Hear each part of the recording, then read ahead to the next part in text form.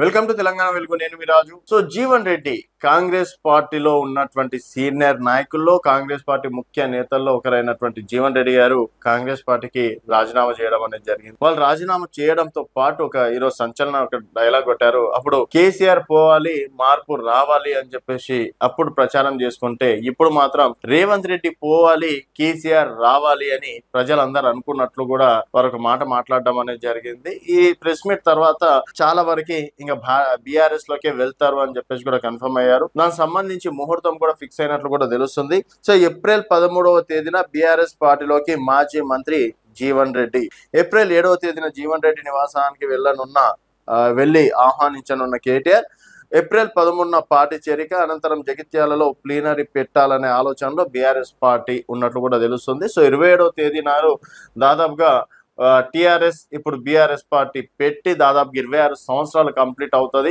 So దానికి సంబంధించి గతంలో మనం రజతోత్సవాలు జరుపుకున్నారు నల్గొండ జిల్లాలో.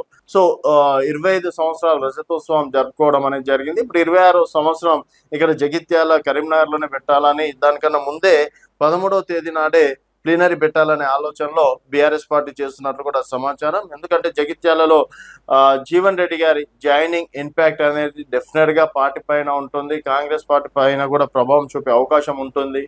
అండ్ జగిత్యాలలో గెలిచినటువంటి ఎమ్మెల్యే సంజీవ్ బీఆర్ఎస్ పార్టీలోనే ఉన్నారని చెప్పి స్పీకర్ గారు తీర్పునివ్వడం, వారు కాంగ్రెస్ పార్టీలో కాంగ్రెస్ ఎమ్మెల్యే కన్నా ఘోరంగా పాల్గొంటున్నారని చెప్పేసి జీవన్ రెడ్డి గారు చెప్పడం, అటు జీవన్ రెడ్డికి సంజయ్కి పొంతన లేక చాలా సందర్భాల్లో అధిష్టానానికి చెప్పినా కూడా సంజీవ్ ని ఎంకరేజ్ చేశారు.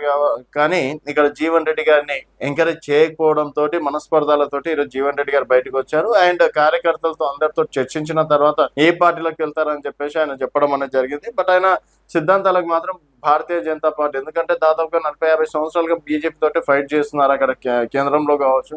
సో ఇక్కడ బీఆర్ఎస్ పార్టీలో నాకు కేసీఆర్ మంచి మిత్రుడు అని చెప్పేసి చాలా సందర్భాల్లో చెప్పడం అనేది జరిగింది. సో మొత్తానికి 7వ తేదీ నాడు కేటీఆర్ గారు జీవన్ రెడ్డి గారిని కలవడం, 13వ తేదీ నాడు ప్లీనరీ సభ పెట్టడం లాంటివి జరుగుతుందని చెప్పేసి చెప్తున్నారు. మరి జీవన్ రెడ్డి గారు బీఆర్ఎస్ లకు వస్తే డెఫినెట్ గా బీఆర్ఎస్ పార్టీ కరీంనగర్ జిల్లాలో బలపడుతుందని అనుకుంటే మీరు భావిస్తే మీ అభిప్రాయాల కింద కామెంట్ రూపంలో తెలియజేయండి. చూస్తూనే ఉండండి తెలంగాణ వెలుగు.